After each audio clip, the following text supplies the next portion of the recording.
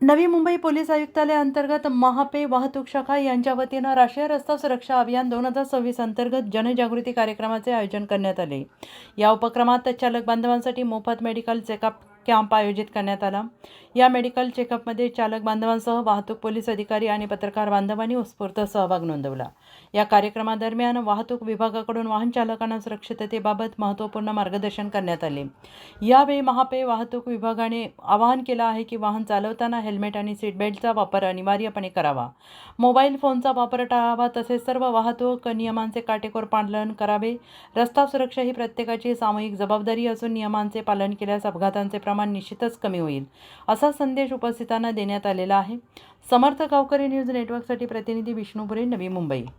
सर्वप्रथम मी पोलीस उपनिरीक्षक नरेंद्र सिंग गिरासे, महापे वाहतूक शाखातर्फे आपले स्वागत करतो।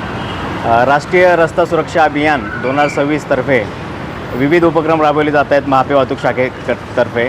त्यातील एक उपक्रम म्हणून हा मेडिकल कॅम्प घेण्यात आलेला आहे। त्या ठिकाणी आपण 80 ते 90 ऑटो ड्रायव्हर्स, ट्रक ड्रायव्हर्स, ओला उबेर ड्रायव्हर्स, तसेच आपले महापे वाहतूक शाखेचे कर्मचारी, अधिकारी यांचे आपण मेडिकल चेकअप केलेलं आहे। कारण की आपण रस्त्यावर वाहन चालवत असताना प्रत्येक चालकाचे शारीरिक व मानसिक स्वास्थ्य हे उत्तम प्रतीचे असावे, जेणेकरून होणाऱ्या अपघातांचे प्रमाण कमी होईल, हा त्याच्या मागचा हेतू होता। आणि त्याचप्रमाणे आपण जर रस्ते आणि रोड अँड ट्रान्सपोर्ट मिनिस्ट्री यांचा 2023चा अहवाल जर पाहिला, त्याच्यामध्ये आपल्याला असं कळून येईल की जवळपास 4,80,000 अपघात दरवर्षी होतात। त्यातील 4,60,000 अपघातांमध्ये गंभीर किंवा किरकोळ स्वरूपाचे जखमी लोक होतात व तसेच 1,70,000च्या आसपास लोक मृत्युमुखी पडतात। तर हा जो डाटा सांगतो, याच्यामुळे अनेक लोकांना, लाखो लोकांना दरवर्षी आपला जीव गमावा लागतो आहे। डेटानुसार दर 3 सेकंदाला एक व्यक्ती मृत्युमुखी पडतो आहे। त्याच्यामुळे ही खूप भयावह गोष्ट आहे। आणि या भयावह गोष्टीच्या संदर्भाने जो आधी रस्ता सुरक्षा सप्ताह होता, तो आता केंद्रीय शासनाने आता पूर्ण महिनाभर ते अभियान राबवण्याचा उद्देश राबवला आहे। त्या अंतर्गत आम्ही सर्व उपक्रम घेत आहोत। म्हणून आमचं सर्व जनतेला आव्हान असेल की त्यांनी वाहतूक नियमांचं पालन करावं। टू व्हीलर चालवत असणार तर हेल्मेटचा वापर करावा, तसेच आपले डॉक्युमेंटेशन, टॅक्स, इन्शुरन्स या सर्व गोष्टी क्लिअर ठेवावा, जेणेकरून जेव्हा अपघात होतो त्यानंतरसुद्धा बऱ्याचशा प्रोसेसिंग असतात, त्याच्यामध्ये जर आपल्याकडे हे डॉक्युमेंटेशन नसेल, इन्शुरन्स, टॅक्स वगैरे, तर आपल्याला कोणत्याही प्रकारचा बेनिफिट मिळत नाही, उलट आपल्याला आर्थिक नुकसान सोसावं लागते। 4 व्हीलर चालवत असाल तर सीट बेल्ट्स वापरायचे आहेत तुम्हाला। ड्रिंक अँड ड्राईव्ह करायची नाही, कारण की आपल्या चुकीमुळे बऱ्याच वेळेस इनोसंट लोकांना त्रास होतो, अपघात होतो, बरेचसे लोक मयतही होतात। तर यासाठी आपल्याला एवढंच सांगणं आहे, रॅश ड्रायव्हिंग करू नका। आपणही रस्ता सुरक्षा नियमांचे पालन करा आणि आपलं, तसंच आपल्या कुटुंबियांचं, तसेच समाजातील इतर लोकांचं स्वास्थ्य राखा, हेच सांगणं आहे। जय हिंद। आज आपण इथे रस्ता सुरक्षा अभियान या आणि न्यू इरा हॉस्पिटल तर्फे आलेलो इकडे। ते महापे ट्रॅफिक स्टेशनमध्ये आपण इथे आलेलो आहे। त्यांचं इथे आम्ही कॅम्प हे आयोजित केलं आहे। ते या कॅम्पमध्ये आम्ही कमीत कमी 80 ते 90 पेशंट बघितलेत आणि ECG पण केले, त्यांचे BP आणि शुगर वगैरेची तपासणी केली। आणि दुसरी गोष्ट ते हे आहे मेनली आपण की कार्डिओ, हृदयाचे जे काही रोग असतात त्याची नोंद त्यांना दिलेली आहे, कसं काय पुढे काय त्यांना गरजेचं आहे ते सर्व गोष्टी सांगितलेल्या आहे इथे आपण।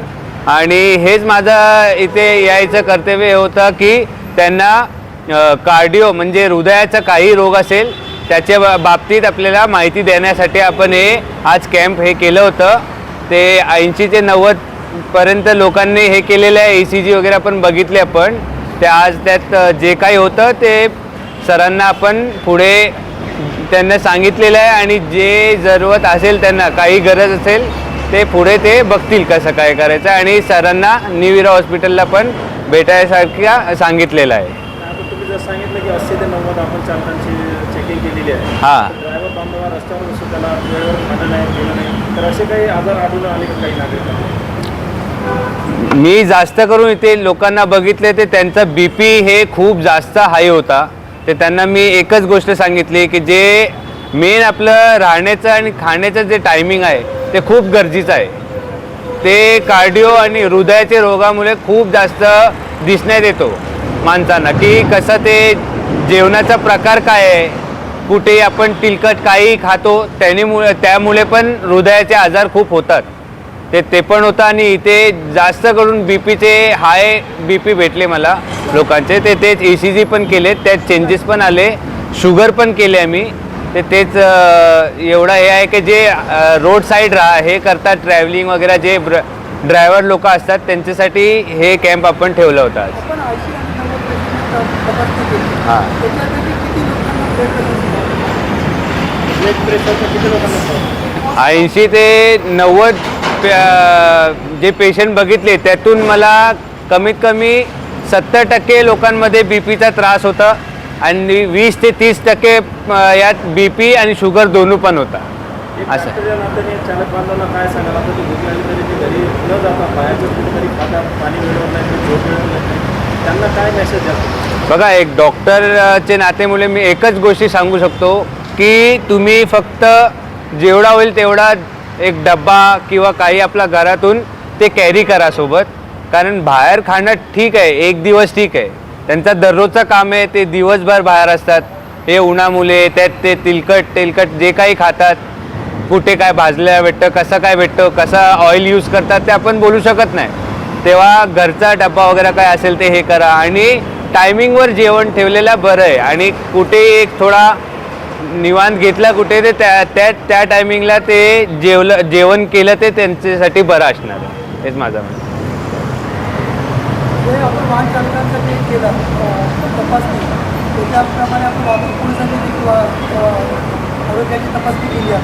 हां, त्यामध्ये वाहतूक पोलिसांच्या बाबतीमध्ये आरोग्याची समस्या आपल्याला आढळली. ते ह्यांचं ते जे पोलिसांचा आम्हाला खूप जास्त इथे सपोर्ट होता या कॅम्प वगैरे करण्यापेक्षा. ते माझं ते हेच म्हणणं आहे की जे वाहन चालवत आहेत यांच्यासाठी त्यांनी हे खूप चांगलं स्टेप घेतलं आहे. आणि ते आज जे कॅम्प वगैरेचं आम्हाला जे हेल्प केली, एवढं हे काय केलं, ते त्यांच्यासाठी मी आभार मानतो आहे. एक वाहतूक विभागाचे जे बांधव आहेत, महिला असेल ते रोडवर उभे राहतात, कधी कधी मास्क पण घालत नाही आणि 24 तास ते रस्त्यावर असतात जनतेसाठी. तर त्यांना एक छोटासा मेसेज काय द्याल, काय काळजी घेतली पाहिजे त्यांना? मी एकच हे सांगू शकतो, ट्रॅफिक पोलीस आपल्यासाठी 24 तास तिथे उभे राहतात रोडवर.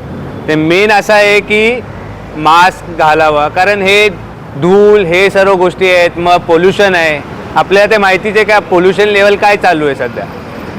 तेही त्यांना मास्क घालायला पाहिजे. आणि काही कॅप वगैरे जे काय असेल ते, आणि त्यांचं जे प्रॉपर जे व्हाईटवालं जे त्यांना ट्रॅफिक पोलिसनं हे दिले, ते मेन हे आहे की जे उन्हातला व्हाईट हे जे कलर आहे ते उन्हाला तेवढा कमी त्यांना हे पडतोय. आणि दुसऱ्या गोष्टी कॅप आणि मास्क जेवढा घालाल तेवढा चांगलं आहे त्यांच्यासाठी. दुसरा मोबाईल नंबर 94 23 46 72 72. तिसरा मोबाईल नंबर 75 88 15 0001. वेबसाईट आहे sgavkari.com. मेल ID आहे aklgavkari@gmail.com.